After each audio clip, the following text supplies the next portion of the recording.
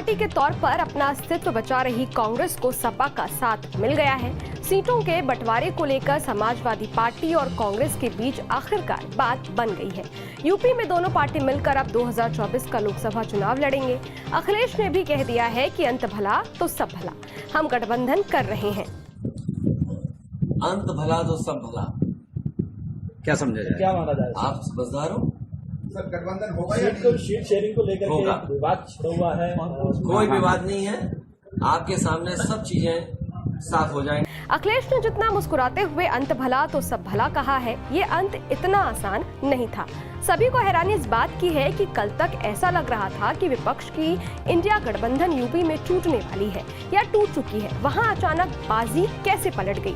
ऐसे में ये जानना दिलचस्प है कि समाजवादी पार्टी और कांग्रेस में गठबंधन की बात कैसे बनी, दोनों के बीच दोस्ती किसने करवाई, चलिए जानते हैं। नमस्कार, मैं हूं अदिति शाह और आप देख रहे हैं news nation digital. Media reports के मुताबिक अखिलेश यादव के पास एक फोन आया था।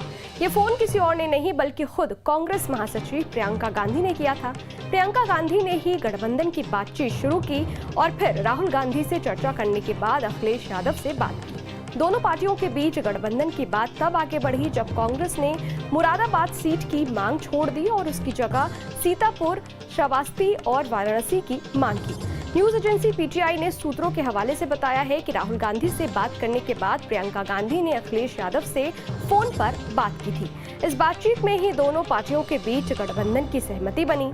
पीटीआई ने सूत्रों के हवाले से आगे बताया कि अखिलेश यादव ने कांग्रेस को 17 सीटों का ऑफर दिया था, लेकिन फिर भी बात नहीं बन पाई थी। कांग्रेस मुरादाबाद सीट की मांग कर रही थी। 2019 में मुरादाबाद से समाजवादी पार्टी जीती थी, इसी वजह से गठबंधन की बात पटरी से उतरने लगी थी। लेकिन प्रियंका गांधी के दखल देने के बाद दोनों पार्टियों में सहमति बन गई। राहुल गांधी की भारत जोड़ो न्याय यात्रा में शामिल नहीं होने पर जब अखिलेश यादव से सवाल किया गया तो उन्होंने कहा, अंत भला तो सब भला, कोई विवाद नहीं है, गठबंधन होगा। इससे पहले सोमवार को अखिलेश ने कहा था कि सीट बंटवारे की बात तय होने के बाद वो राहुल गांधी की यात्रा में शामिल होंगे, लेकिन जब गठबंधन पर फैसला नहीं हुआ तो अखिलेश राहुल गांधी की यात्रा में शामिल नहीं हुए। आने वाले 2024 के लोकसभा चुनाव का बहुत समय कम रह गया और ऐसे समय में भारतीय राष्ट्रीय कांग्रेस और समाजवादी पार्टी मिलकर ये गठबंधन तय किया है कि उत्तर प्रदेश की 80 लोकसभा सीटों में भारतीय राष्ट्रीय कांग्रेस 17 सीटों पर चुनाव लड़ेगी और बाकी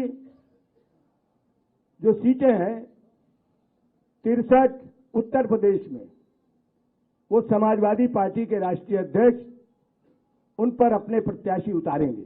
बताया जा रहा है कि कांग्रेस अमेठी, रायबरेली, प्रयागराज, वाराणसी, महाराजागंज, देवरिया, बांसगांव, सीतापुर, अमरोहा, बुलंदशहर, गाजियाबाद, कानपुर, झांसी, बाराबंकी, फतेहपुर सिकरी, सहारनपुर और मथुरा से चुनाव लड़ सकती है।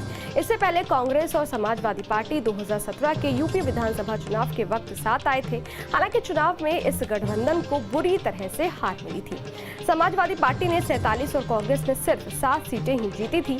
2019 के लोकसभा चुनाव में दोनों पार्टियों ने अलग अलग चुनाव लड़ा था। तब यहाँ की 80 में से महज 5 सीटें ही समाजवादी पार्टी जीत सकी थी। कांग्रेस के खाते में महज 1 सीट आई थी। खैर, ये वीडियो आपको कैसा लगा? इस वीडियो पर आपकी क्या राय है? कमेंट बॉक्स में जरूर बताइएगा।